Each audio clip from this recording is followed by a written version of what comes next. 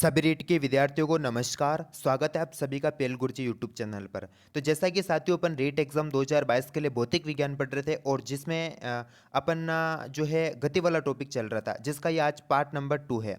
तो इससे पहले मैंने गति से संबंधित पार्ट नंबर 1 अपलोड कर दिया है, जिसमें मैंने गति के बारे में कुछ बेसिक चीज़ें बताई थी कि गति क्या होती है, कितने इसके प्रकार होते हैं, जो कि आपके रीट के सिलेबस के अंदर सीधी सीधी दे रखी कि गति के कितने प्रकार होते हैं। वो सारे के सारे अपन ने गति के पार्ट नंबर 1 में सारी की सारी चीज़ें डिस्कस कर ली है।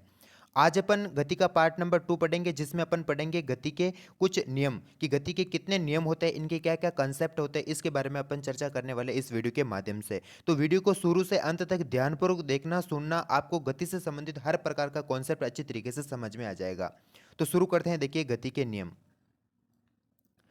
देखिए गति के नियम। तो गति के नियम एक वैज्ञानिक ने दिए थे, जिसका नाम था आइजैक न्यूटन। तो आइजैक न्यूटन ने दिए थे, क्या दिए थे? गति के नियम। तो आइजैक न्यूटन ने एक पुस्तक लिखी थी, द प्रिंसिपिया मैथमेटिका, और इसी पुस्तक के अंदर इसके गति के नियम देखने को मिलते हैं। ठीक है।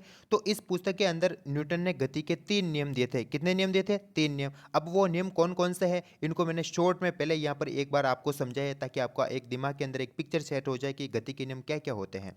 देखिए गति का प्रथम नियम, गति का द्वितीय नियम और गति का तृतीय नियम। देखिए गति के प्रथम नियम को जड़त्व के नियम के नाम से भी जानते हैं, और गति के द्वितीय नियम को संवेग संरक्षण के नियम के नाम से भी जानते हैं, और गति के तृतीय नियम को क्रिया प्रतिक्रिया के नियम के नाम से भी जानते हैं। अब देखिए ये गति के जो तीनों नियम है, ये हमेशा बल को समझाने का कार्य करते हैं। जैसे कि देखिए कि गति का जो प्रथम नियम है, ये बल की परिभाषा बताता है। क्या बताता है? बल की परिभाषा बताता है। गति का दूसरा नियम जो है, ये बल का गणितीय सूत्र बताता है कि बल का सूत्र क्या होता है, इसको गणितीय रूप में परिभाषित करता है। इसी प्रकार गति का जो तृतीय नियम है, ये बल की प्रकृति बताता है कि बल लगता कैसे है, उसकी दिशा क्या होती है, इसके बारे में समझाता है। तो इस प्रकार गति के जो के तीनों नियम है, ये हमेशा किसी बल को समझाने का कार्य करते हैं। अब देखिए अपन इनके बारे में एक एक के बारे में पढ़ते हैं डिटेल से। देखिए गति का प्रथम नियम। गति का प्रथम नियम। देखिए गति के प्रथम नियम को जड़त्व का नियम, या फिर इसको कहते हैं गैलीलियो के नियम के नाम से भी जानते हैं। समझ में आ गया? और गति का जो प्रथम नियम है, सबसे इंपॉर्टेंट बात है कि गति का जो प्रथम नियम है, ये बल का अर्थ समझाता है, यानी बल की परिभाषा समझाता है अपन को। ठीक है। अब देखिए यहाँ पर एक शब्द आया जड़त्व, ये क्या होता है, इसके बारे में अपन चर्चा करते हैं। देखिए जड़त्व।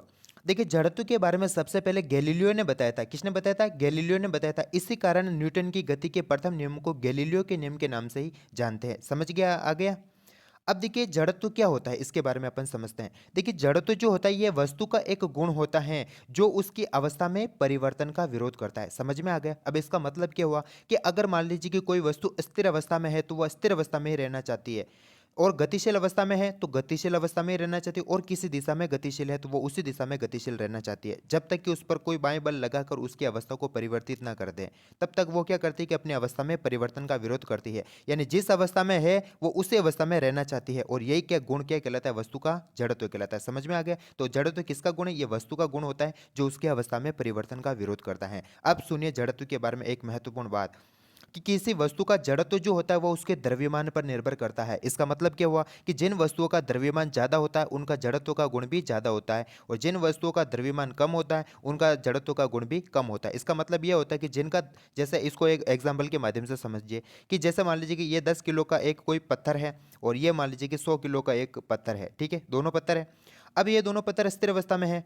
अब जैसे मान लीजिए कि ये जो पत्थर है 10 किलो वाला, ये अपनी अवस्था में जो है परिवर्तन का कम विरोध करता है, जबकि ये जो वाला जो पत्थर है, जिसका द्रव्यमान ज़्यादा होने के कारण जो है ये अपनी अवस्था में परिवर्तन का ज़्यादा विरोध करता है। इसी कारण इस पत्थर को गतिशील करने में अपन को कम बल लगाना पड़ता है, जबकि इस पत्थर को गतिशील करने में अपन को ज़्यादा बल लगाना पड़ता है, क्योंकि ये अपनी अवस्था में परिवर्तन का ज़्यादा विरोध कर रहा है। तो इस प्रकार आपको समझ में आ गया होगा कि जो जड़त्व का गुण होता है वस्तु का, वो उसके द्रव्यमान के क्या होता है? समानुपाती होता है, जिसके कारण वो क्या करता है कि अपनी अवस्था में परिवर्तन का विरोध करता है। तो ये जड़त्व का कंसेप्ट आपको अच्छी तरीके से समझ में आ गया होगा।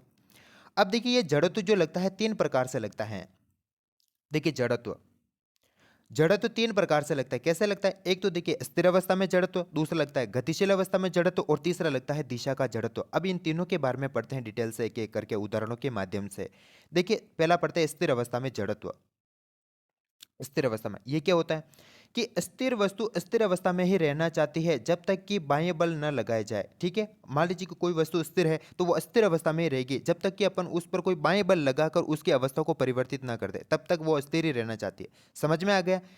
अब देखिए इसको उदाहरण के माध्यम से समझते हैं। देखिए घोड़े के अचानक दौड़ने पर घुड़सवार का पीछे की ओर गिरना, ये भी जड़त्व का एक उदाहरण है, स्थिर अवस्था में जड़त्व का।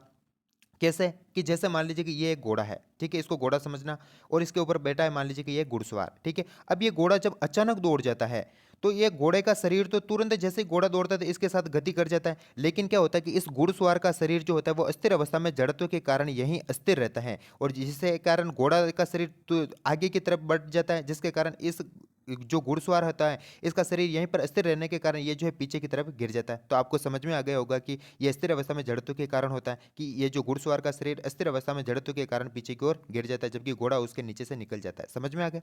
दूसरा उदाहरण समझिए कि कंबल को डंडे से मारने पर धूल के कणों का बाहर निकलना। समझ में आ गया कि जैसे कंबल पर डंडा मारते हैं तो कंबल तो डंडे के साथ गति कर जाती है, लेकिन उसके अंदर जो धूल के कण होते हैं वो वहीं अस्थिर अवस्था में जड़त्व के कारण वहीं स्थिर रहते हैं, जिसके कारण वे बाहर निकल जाते हैं। तो इस प्रकार कंबल पर डंडा मारते हैं तो उससे धूल के कण बाहर निकलते हैं। यह स्थिर अवस्था में जड़त्व का एक उदाहरण है। अगला उदाहरण देखिए कि पेड़ की टहनी को हिलाने पर फलों का नीचे की ओर गिरना। ठीक है, ये भी एक अस्थिर अवस्था में जड़त्व है कि देखिए जैसे अपन मान लीजिए किसी टहनी पर फल लगे हुए हैं और उस टहनी को अपन जोर से हिलाते हैं, तो वो टहनी तो जैसे ही हिलाते हैं उस हिलाने के साथ वो गति कर जाती है, लेकिन उस पर लगे हुए फलों का द्रव्यमान ज़्यादा होने के कारण उन पर अस्थिर अवस्था का जड़त्व लगता है, जिसके कारण वो वहीं पर अस्थिर होते हैं और टहनी गति कर जाती है, जिसके कारण उस टहनी से वो फल अलग हो जाते हैं, जिसके कारण वे नीचे की ओर गिर जाते हैं। तो इस प्रकार पेड़ की टहनी को हिलाने पर फलों का नीचे की ओर गिरना, ये भी स्थिर अवस्था में एक जड़त्व का उदाहरण है। तो इस प्रकार ये सारे के सारे उदाहरण आपको समझ में आ गए होंगे, और स्थिर अवस्था में जड़त्व कैसे लगता है यह आपको समझ में आ गया होगा।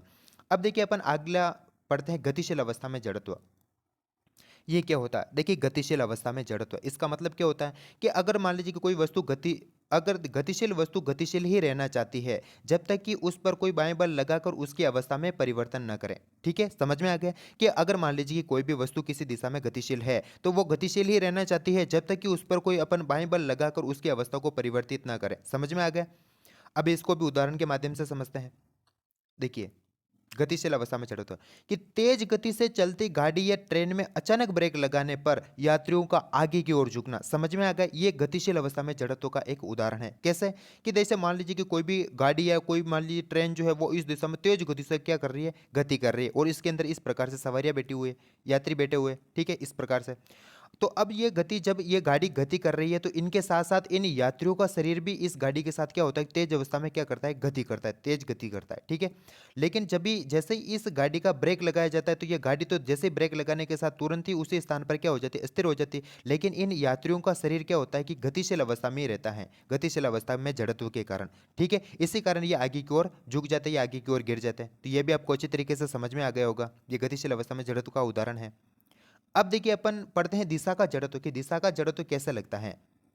दिशा का जड़त्व कि वस्तु अपनी दिशा में परिवर्तन का विरोध करती है। इसका मतलब क्या होता है कि अगर मान लीजिए कि कोई वस्तु किसी दिशा में गतिशील है तो वो उसी दिशा में गतिशील रहना चाहती है। अगर उसकी दिशा में अपन परिवर्तन करते हैं तो वो उसकी परिवर्तन का क्या करती है, विरोध करती है, और इसको कहते हैं दिशा का जड़त्व। समझ में आ गया। उदाहरण से समझिए कि तेज गति से चलती गाड़ी को अचानक मोड़ने पर उसका विपरीत दिशा में पलट जाना, ये दिशा का जड़त्व है। कि अगर मान लीजिए कि कोई गाड़ी तेज दिशा में इस दिशा में चल रही है और अचानक मान लीजिए कि उसको इस 90 डिग्री के एंगल पर उसको मोड़ देते हैं तो वो गाड़ी क्या करती है, इस विपरीत दिशा में क्या कर जाती है, पलटी मार जाती है, क्योंकि वो गाड़ी चाह रही है कि मैं तो इसी दिशा में गतिशील रहना चाह रही हूँ और आपने मेरे को इस तरफ मोड़ा तो मैं इस तरफ पलटी खा गई। तो समझ में आ गया, ये दिशा के जड़त्व के कारण ऐसी घटना घटित होती है। तो ये आपको दिशा का जड़त्व भी समझ में आ गया होगा कि कोई वस्तु एक अपनी निश्चित दिशा में ही गतिशील रहना चाहती है। ठीक है, अब अपन पढ़ते हैं गति का द्वितीय नियम। तो गति का प्रथम नियम आपको अच्छी तरीके से समझ में आ गया होगा। अब अपन देखते हैं, देखिए गति का द्वितीय नियम। देखिए गति के द्वितीय नियम को संवेग का नियम या संवेग संरक्षण के नियम के नाम से भी जानते हैं। और इस ये नियम क्या बताता है, बल का सूत्र बताता है, यानी बल को गणितीय रूप में परिभाषित करता है कि अपन बल को गणितीय रूप में कैसे समझ सकते हैं। समझ में आया। अब देखिए यहाँ पर एक शब्द आ रहा है संवेग, ये क्या होता है इसके बारे में समझिए। संवेग, देखिए संवेग को अपन पी से लिखते हैं, ठीक है, पी से लिखते हैं संवेग को। और ये संवेग होता है क्या है कि किसी वस्तु का द्रव्यमान और उसके वेग का जो गुणनफल होता है उसी को क्या कहते हैं, वस्तु का संवेग कहते हैं। समझ में आ गए, जहाँ एम वस्तु का द्रव्यमान है और वी वस्तु का वेग है। तो अगर मान लीजिए कि कोई द्रव्यमान की वस्तु किसी वेग से गतिशील है तो इन दोनों का जो गुणनफल होगा वही उस वस्तु का क्या कहलाता है, संवेग कहलाता है। समझ में आ गया। अब देखिए इस संवेग की इकाई क्या होती है? देखिए द्रव्यमान की इकाई होती है किलोग्राम और वेग की इकाई होती है मीटर प्रति सेकंड, या सॉरी यहाँ पर सेकंड स्क्वायर हो गए जो कि गलत है, या मीटर प्रति सेकंड कर देना, ठीक है। तो इस प्रकार वेग की इकाई क्या होती है? मीटर प्रति सेकंड हो गई। तो इस प्रकार इस संवेग की इकाई क्या हो गई? किलोग्राम इंटू मीटर प्रति सेकंड, ये इसकी इकाई होती है। और संवेग कैसी राशि? एक सदिश राशि है। तो ये आपको अच्छी तरीके से समझ में आ गया कि संवेग एक सदिश राशि है, इसकी इकाई होती है किलोग्राम इंटू मीटर प्रति सेकंड, ठीक है। अब देखिए इस द्वितीय नियम का क्या कॉन्सेप्ट है वो अपन समझते हैं। देखिए द्वितीय नियम को इस प्रकार अपन समझ सकते हैं कि किसी वस्तु के संवेग में परिवर्तन की दर उस पर आरोपित बल के समानुपाती होती है। समझ में आया? और संवेग में परिवर्तन आरोपित बल की दिशा में होता है। समझ में आ गया कि किसी वस्तु के संवेग में परिवर्तन की जो दर होती है उस पर अपन जितना आरोपित बल लगाते हैं उसकी क्या होती है? समानुपाती होती है। और ये जो संवेग में परिवर्तन करते हैं ये आरोपित बल की दिशा में होता है। ये आपको अच्छी तरीके से समझ में आ गया होगा। अब देखिए इसको इस प्रकार समझ सकते हैं कि संवेग में परिवर्तन की दर क्या होती है? संवेग क्या होता है? P इज इक्वल टू होता है mv होता है, ठीक है। अब इसमें अपन को परिवर्तन करना है, कैसे कर सकते हैं? या तो अपन द्रव्यमान को परिवर्तित करके संवेग में परिवर्तन कर सकते हैं, या जो अपन क्या करते सकते हैं कि इसके वेग को परिवर्तित करके संवेग में परिवर्तन कर सकते हैं। चूंकि किसी वस्तु का द्रव्यमान तो होता है वो हर जगह समान रहता है, उसमें अपन किसी प्रकार का परिवर्तन नहीं कर सकते, ये एक कांस्टेंट राशि होती है, ठीक है। तो अपन किसी उस वस्तु के वेग को परिवर्तित करके क्या कर सकते हैं? संवेग को परिवर्तित कर सके, यानी वेग को घटाकर या वेग को बढ़ाकर क्या कर सकते हैं? इसको इसमें संवेग वेग को परिवर्तित कर सकते हैं, और वेग में परिवर्तन होने से उस वस्तु की क्या हो जाएगा? संवेग में परिवर्तन हो जाएगा। तो ये आपको अच्छी तरीके से समझ में आ गया होगा। अब देखिए संवेग में परिवर्तन की दर को अपन किस प्रकार लिख सकते हैं कि समय के साथ वस्तु के संवेग में जो भी परिवर्तन होता है वो क्या कहलाता है? संवेग में परिवर्तन की दर कहलाती है। कि समय के साथ वस्तु के संवेग में जो परिवर्तन होता है वो किसके बराबर होता है? आरोपित बल के बराबर होता है। अगर आरोपित बल को अपन एफ से लिखते हैं तो इस प्रकार हो गया कि वस्तु के संवेग में परिवर्तन की जो दर होती है उस पर आरोपित बल के बराबर होती है। और ये एक न्यूटन की गति का जो है द्वितीय नियम का एक मेन कंसेप्ट है, ठीक है, जिसको मैंने इस प्रकार लिखा है। देखिए कि ये आरोपित बल है तो वो, और उस वस्तु के संवेग में परिवर्तन की दर को मैंने इस प्रकार लिखा है कि समय के सापेक्ष वस्तु के संवेग में जो परिवर्तन होता है वो क्या कहलाता है? आरोपित बल के बराबर होती है या समानुपाती होती है। तो ये आपको समझ में आ गया होगा।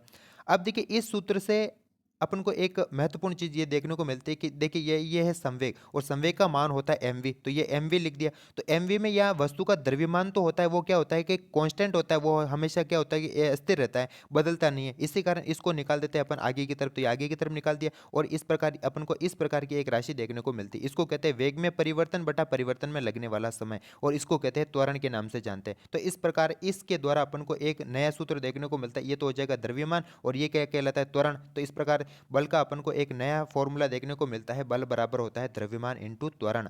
तो इस प्रकार इस न्यूटन की गति के द्वितीय नियम से दो महत्वपूर्ण कंसेप्ट निकलते हैं। एक होता है किसी वस्तु के संवेग में परिवर्तन की दर जो होती है उस पर आरोपित बल के बराबर होती है, और दूसरा जो सूत्र है इसका देखने को मिलता है कि अगर मान लीजिए कि कोई द्रव्यमान किसी त्वरण से गतिशील है तो उस पर बल का जो मान होता है वह बल बराबर द्रव्यमान इंटू त्वरण होता है। तो ये दोनों सूत्र आपको याद रखने, ये न्यूटन की गति के दूसरे नियम के जो है सूत्र है। समझ में आ गया?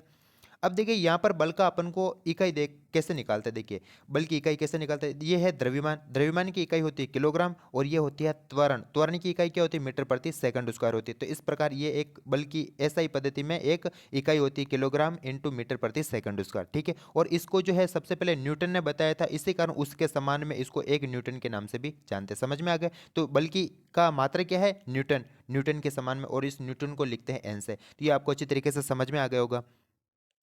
अब देखिए यहाँ पर एक महत्वपूर्ण कंसेप्ट इस प्रकार निकलता है इस सूत्र के माध्यम से। देखिए दूसरे नियम के उदाहरण अपन को समझने में कैसे मदद करेंगे कि देखिए अगर किसी वस्तु के संवेग में परिवर्तन अगर समय के सापेक्ष जो होता है, वस्तु के संवेग में परिवर्तन क्या करते हैं? समय के सापेक्ष करते हैं। तो अगर मान लीजिए कि ज्यादा समय में वस्तु के संवेग में परिवर्तन हो रहा है तो अपन को कम बल लगाना पड़ेगा, क्योंकि व्युत्क्रमानुपाती संबंध है देखिए समय और बल में, आरोपित बल में, कि अगर किसी वस्तु के संवेग में परिवर्तन अपन ज्यादा समय में करते हैं तो अपन को कम बाह्य बल लगाना पड़ता है, और यदि किसी वस्तु के संवेग में परिवर्तन अपन कम समय में करते हैं तो अपन को क्या करना पड़ता है? ज्यादा बल लगाना पड़ता है। तो ये आपको अच्छी तरीके से समझ में आ गया होगा। अब इसको देखिए उदाहरण के माध्यम से ऐसे समझ सकते हैं। देखिए देखिए इसका द्वितीय नियम पर आधारित उदाहरण इस प्रकार है कि मिट्टी पर गिरने पर कम चोट का एहसास होना जबकि ठोस सतह पर गिरने पर अधिक चोट का एहसास होना। ऐसा क्यों होता है?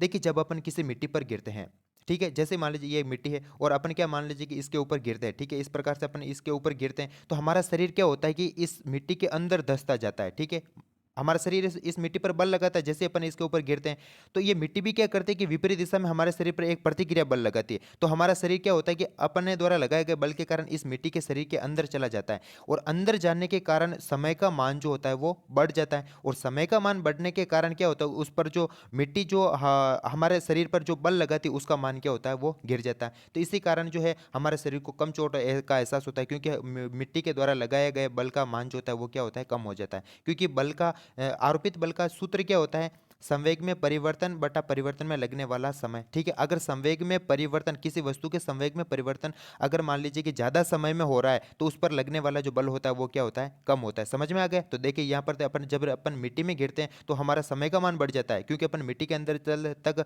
जब अपन धंसते जाते हैं तो ऐसी स्थिति में क्या होता है कि समय का मान बढ़ जाता है, और जब समय का मान बढ़ जाता है तो हमारे शरीर पर लगने वाले बल का मान जो है वो कम हो जाता है। इसी कारण मिट्टी पर जब अपन गिरते हैं तो इससे कम चोट का एहसास होता है। लेकिन क्या होता है कि जब अपन के किसी ठोस सतह पर गिरते हैं तो अधिक चोट का एहसास होता है। ऐसा क्यों होता है कि ठोस सतह पर अपन जैसे ही गिरते हैं तो डायरेक्ट उस सतह पर ही जाकर पहुंचते हैं।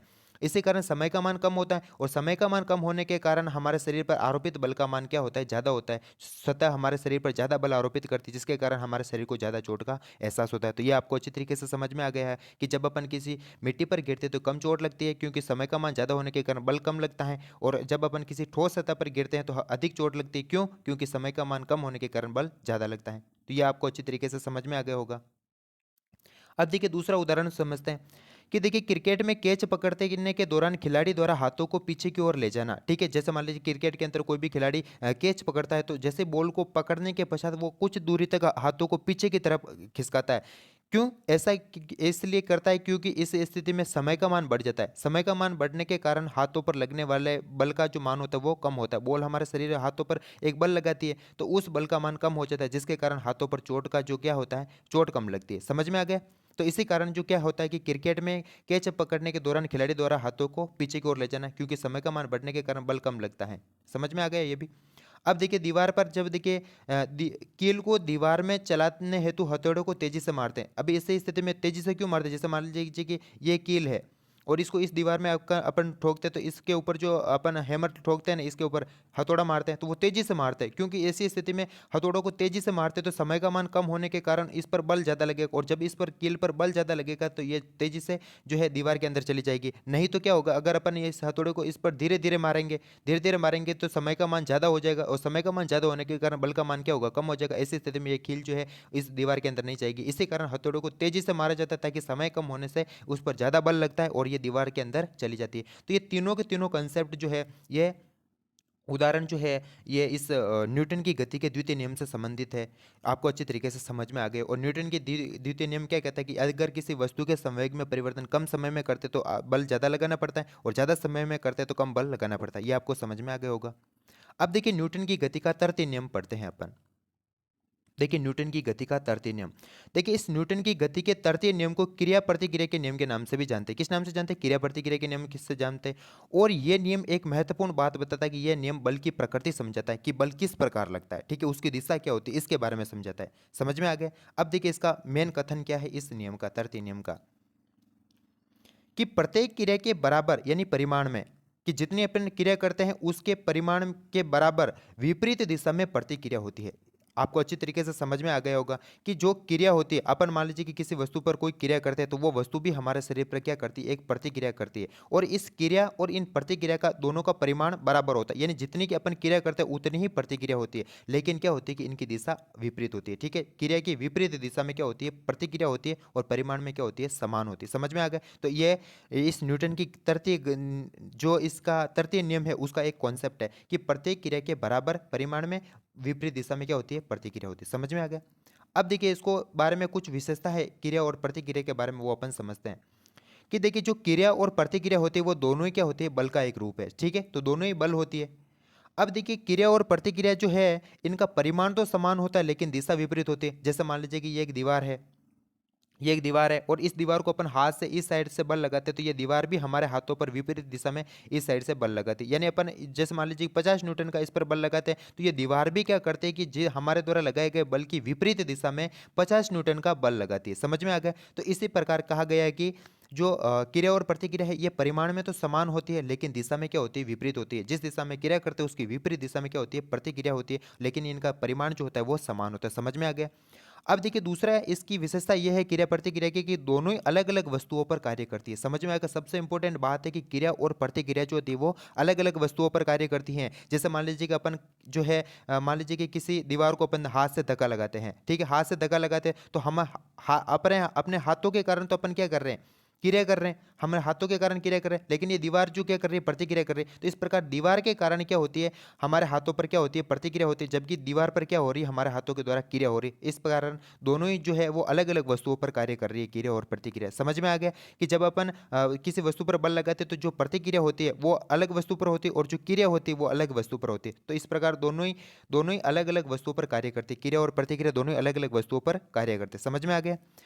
दोनों के बीच समय अंतराल शून्य होता है। जैसे क्रिया करते हैं तो वैसे तुरंत प्रतिक्रिया लगनी शुरू हो जाती है, यानी इनके बीच में समय अंतराल शून्य हो जाता है। तो इस प्रकार ये तीनों के तीनों जो विशेषता आपको समझ में आ गई होगी क्रिया प्रतिक्रिया की, कि क्रिया और प्रतिक्रिया का परिमाण समान होता है, दिशा विपरीत होती है, दोनों ही अलग अलग वस्तुओं पर कार्य करते हैं और दोनों के बीच में समय अंतराल जो होता है वो शून्य होता है। और ये कथन महत्वपूर्ण तौर पर आपको परीक्षा में पूछा जा सकता है अगर पेपर लेवल का आया तो।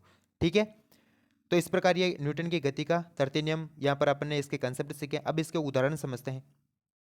देखिए इसको उदाहरण के माध्यम से कैसे समझ सकते हैं कि बंदूक से गोली चलाने पर कंधे पर विपरीत दिशा में बल अनुभव होना। देखिए जैसे मान लीजिए कि ये मान लीजिए कोई भी बंदूक है, ठीक है, इस बंदूक से अपन मान लीजिए कि गोली चलाते हैं, ठीक है, इस प्रकार से गोली चलाते हैं तो हमारे कंधे पर जो विपरीत दिशा में इस दिशा में बल लगता है। क्यों? क्योंकि जब बंदूक से गोली चलाते हैं तो बंदूक क्या करती है कि इस गोली पर इस दिशा में आगे की ओर क्या लगाती है, बल लगाती है। तो इसके बदले में ये गोली क्या करती है कि इस बंदूक पर विपरीत दिशा में बल लगाती है और जिस विपरीत दिशा में बल लगाने के कारण ये बंदूक हमारे कंधे पर जो है विपरीत दिशा में बल लगाती है। तो इसी कारण जो है ये बंदूक पर तो हो रही क्रिया और इसके बदले में ये गोली क्या कर रही है, इसके बदले में विपरीत दिशा में प्रतिक्रिया कर रही है, जिसके कारण हमारे कंधे पर क्या लगती है, चोट लगती है।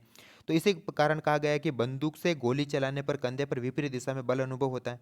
दूसरा उदाहरण सुनिए कि रॉकेट प्रक्षेपण के दौरान तेज गति से गैस बाहर की ओर निकलती, जो कि क्रिया का रूप है, जिसे जिससे उस पर उतना ही प्रतिक्रिया बल लगता है जिससे रॉकेट ऊपर की ओर गति करता है। समझ में आ गया कि जैसे मान लीजिए कि कोई भी ये रॉकेट है, ये रॉकेट है। अब ये रॉकेट जो जब इसका प्रक्षेपण होता है तो ये नीचे से तेजी से इसके नीचे गैस निकलती है। तो ये गैस निकलना क्या हो गया, क्रिया। ये गैस निकलना क्रिया हो गया और इसके बदले में क्या होती है, प्रतिक्रिया इस रॉकेट पर होती है, जिसके कारण ये रॉकेट जो ऊपर की तरफ उड़ जाता है। तो इस प्रकार समझ गए कि रॉकेट प्रक्षेपण के दौरान जो है तेज गति से निकलने वाली गैस क्रिया का काम करती है, जिसके और इसके बदले में प्रतिक्रिया उस रॉकेट पर होती है, जिसके कारण रॉकेट जो होता है ऊपर की ओर प्रक्षेपित हो जाता है। अब देखिए ये न्यूटन की गति के तीनों नियम मैंने अच्छे तरीके से आपको समझा दिए हैं। अब देखिए अपन कुछ और बेसिक बेसिक चीज़ें जो पढ़ते हैं इसके बारे में, ठीक है, कि जैसे पलायन वेग क्या होता है इसके बारे में अपन देखते हैं। देखिए पलायन वेग इंग्लिश में एस्केप वेलोसिटी के नाम से इसको जानते हैं। देखिए प्लान वेग क्या होता है कि वह न्यूनतम वेग जिसके द्वारा किसी वस्तु को पृथ्वी से प्रक्षेपित करने पर वह पृथ्वी के गुरुत्वाकर्षण क्षेत्र से बाहर चला जाए और स्वयं वापस लौट करना है। यानी पृथ्वी के गुरुत्वाकर्षण क्षेत्र से किसी वस्तु को बाहर भेजने के लिए ऐसा न्यूनतम वेग जिससे वस्तु को भेजने पर वह वस्तु के गुरुत्वाकर्षण क्षेत्र से बाहर चली जाए, वो क्या कहलाता है, प्लान वेग कहलाता है। समझ में आ गया। यानी पृथ्वी के गुरुत्वाकर्षण क्षेत्र से किसी वस्तु को बाहर भेजने के लिए जो न्यूनतम वेग की आवश्यकता पड़ती है वही प्लायन वेग है, ठीक है। और इसका मान कितना होता है, देखिए इसको गणितीय रूप में इस प्रकार समझ सकते हैं कि प्लायन वेग का जो मान होता है वो √2 g r, जहाँ g जो है वो गुरुत्वीय त्वरण है और r जो है वो पृथ्वी की त्रिज्या है। और जब अपन गुरुत्वीय त्वरण का मान क्या होता है, देखिए गुरुत्वीय त्वरण जो होता है वो पृथ्वी का क्या होता है, g capital M upon R square होता है, ये गुरुत्वीय त्वरण। और जब इसकी जगह अपन रखते हैं तो अपन को एक प्लान वे का एक नया सूत्र देखने को मिलता है। देखिए ये आर से आर तो ये यहाँ से नीचे कट जाएगा। इस प्रकार जो है ये एक नया सूत्र देखने को मिलता है 2 g m अपॉन आर, जहाँ जी सार्वत्रिक गुरुत्वाकर्षण नियतांक है और एम जो है वो पृथ्वी का द्रव्यमान है और आर जो है वो पृथ्वी की त्रिज्या। इस प्रकार ये जो सूत्र है ये प्लान वे का सूत्र है। अगर न्यूमेरिकल पूछे जाए तो इसके द्वारा अपन क्या कर सकते हैं, उसको कोई सोल्व कर सकते हैं, ठीक है। और देखिए पृथ्वी के लिए जो है इस प्लाइन वे का जो मान होता है वो होता है 11.2 किलोमीटर प्रति सेकंड, ठीक है। ये होता है पृथ्वी के लिए इस प्लाइन वे का मान। और ये जो है 2018 के अंदर वाली रीट में भी पूछा गया था और ये 2022 वाली रीट में भी ये प्रश्न पूछा गया था, ठीक है, कि पृथ्वी के लिए प्लाइन वे का मान जो होता है वो 11.2 किलोमीटर प्रति सेकंड होता है, ठीक है। यानी इतने वेग से अगर मान लीजिए कि किसी वस्तु को पृथ्वी से भेजते हैं तो वो पृथ्वी के गुरुत्वाकर्षण क्षेत्र से क्या चली जाती है, बाहर चली जाती है। और इस प्रकार ये प्लाइन वेग वाला देखिए न्यूटन की गति के तृतीय नियम पर आधारित एक इस प्रकार का एक उदाहरण और समझ सकते हैं कि ये मान लीजिए कि देखिए एम द्रव्यमान का कोई भी पिंड है जो इस रस्सी के द्वारा इस छत से क्या हुआ है, लटका हुआ है। तो इस छत पर लटका होने के कारण इसका द्रव्यमान एम है, तो इसके कारण इस पिंड पर जो है नीचे की तरफ एक भार बल लगता है और इसका मान होता है डब्ल्यू बराबर एम जी, यानी वस्तु का द्रव्यमान और उसके गुरुत्वीय त्वरण का जो गुणनफल होता है वो उसका भार बल कहलाता है। तो इस प्रकार इसका भार बल होता है इस पिंड पर नीचे की ओर लगता है, तो जो कि एक क्रिया बल का कार्य करता है, ठीक है। और क्रिया के कारण विपरीत दिशा में क्या होती है, प्रतिक्रिया न्यूटन के तृतीय नियम के अनुसार। तो इस कारण इसके ऊपर की ओर क्या होती है, एक प्रतिक्रिया लगती है जिसको अपन तनाव बल के नाम से जानते हैं, क्योंकि ये इस रस्सी के अंदर तनाव उत्पन्न करता है, इसी कारण इसको तनाव बल के नाम से जानते हैं। तो जितना इस वस्तु पर भार बल लगता है उतना ही इस वस्तु पर क्या लगता है, तनाव बल लगता है। यानी अगर भार बल का मान डब्ल्यू बराबर एम जी है तो तनाव बल का मान भी उतना ही टी बराबर एम जी होगा। तनाव बल को टी से डिनोट करते हैं, ठीक है। तो इस प्रकार इस पिंड पर नीचे की ओर भार बल लगता है जो कि क्रिया बल का एक उदाहरण है, और इसके विपरीत दिशा में जो है इस रस्सी में तनाव उत्पन्न होता है जिसको तनाव बल के नाम से जानते हैं, जो कि एक प्रतिक्रिया का एक रूप है। तो इस प्रकार ये भी एक न्यूटन की गति के तृतीय नियम पर आधारित एक उदाहरण है, ठीक है। अब देखिए इससे तीन अपन महत्वपूर्ण निष्कर्ष इस प्रकार निकाल सकते हैं कि अगर मान लीजिए कि इस पिंड पर जो है जो लगने वाला भार बल और तनाव बल, मान लीजिए कि भार बल और तनाव बल का मान बराबर है तो ये रस्सी नहीं टूटेगी, ठीक है। देखिए इस पिंड पर अगर मान लीजिए कि ये देखिए ये जितना भार लग रहा है उतना ही उस पर तनाव बल लगेगा, तो ये रस्सी जो होगी, ये रस्सी जिससे ये पिंड बंधा हुआ है, ये नहीं टूटेगा, ठीक है। तो रस्सी कब नहीं टूटेगी, जब भार बल और तनाव बल का मान बराबर हो तब रस्सी नहीं टूटती है। अगर मान लीजिए कि भार बल का मान तनाव बल से ज्यादा है तो ऐसी स्थिति में रस्सी का तनन सामर्थ्य कम हो जाता है जिसके कारण रस्सी क्या होती है, टूट जाती है। तो आपको यह प्रश्न इस प्रकार पूछा जा सकता है कि रस्सी कब टूटेगी, जब उसमें भार बल का मान जो है तनाव बल से ज्यादा होगा, ऐसी स्थिति में रस्सी क्या हो जाती है, टूट जाती है। अब ये एक महत्वपूर्ण कंडीशन ये देखने को मिलती है कि अगर मान लीजिए कि भार बल का मान शून्य होगा तो प्रतिक्रिया बल का मान भी शून्य होगा, यानी प्रतिक्रिया होने के लिए क्रिया का होना जरूरी होता है। अगर मान लीजिए कि क्रिया ही शून्य है तो प्रतिक्रिया भी शून्य होगी। तो इस प्रकार यहाँ पर अपना जो है ये गति वाला टॉपिक अच्छी तरीके से समाप्त होता है यहाँ पर। और मिलते हैं अपन अगले वाले वीडियो में, जिसमें अपन लेकर आपके सामने प्रस्तुत होऊंगा एक भौतिक विज्ञान का एक नया टॉपिक। तब तक के लिए धन्यवाद, वीडियो देखने के लिए धन्यवाद। और अगर वीडियो पसंद आए तो इसको अपने दोस्तों के साथ शेयर करना, चैनल को सब्सक्राइब करना और वीडियो को लाइक करना। Thank you.